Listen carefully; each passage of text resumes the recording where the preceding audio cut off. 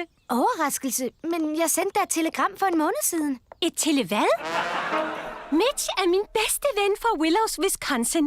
Der, hvor jeg voksede op. De er en smule gammeldags der. De har hverken computer eller mobiltelefoner. De har heller ikke farver. Jeg har de mest vidunderlige nyheder. Jeg flytter til Malibu. Wow, du ligner noget fra en film på den der kanal, som ingen ser.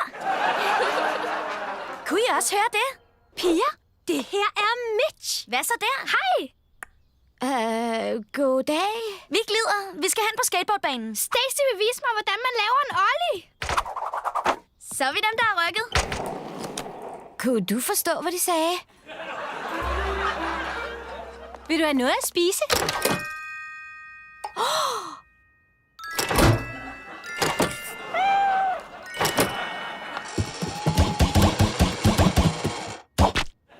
Jeg har ødelagt den. Selvfølgelig har du ikke det.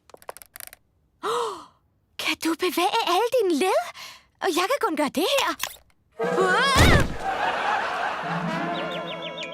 Hør her, Barbie. Jeg har skrevet en 7-akters rockopera om dig.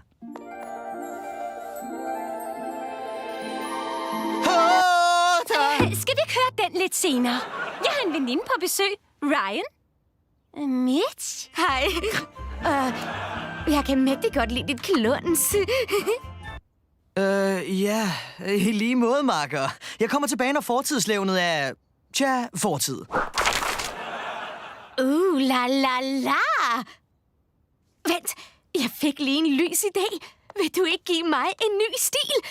Lav mig om fra fortidslevn til fremtidslækker. Fantastisk idé!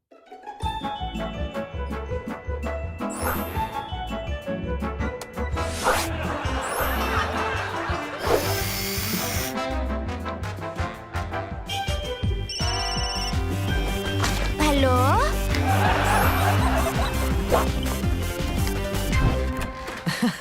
Jeg glemte mine noder.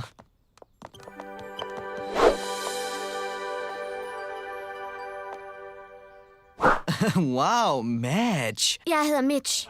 Hvis det ikke bliver til noget mellem Barbie og mig, så kunne vi måske tage et sted hen en gang og lave et eller andet. Det vil være helt i top, mand. Vi kunne tage i drive-in-biografen, eller på ismejeriet, eller måske til skolebal.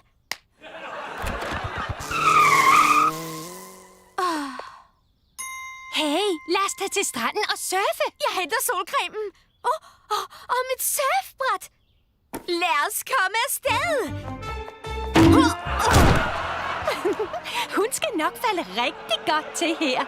Helt ærligt, kan I slet ikke høre det der?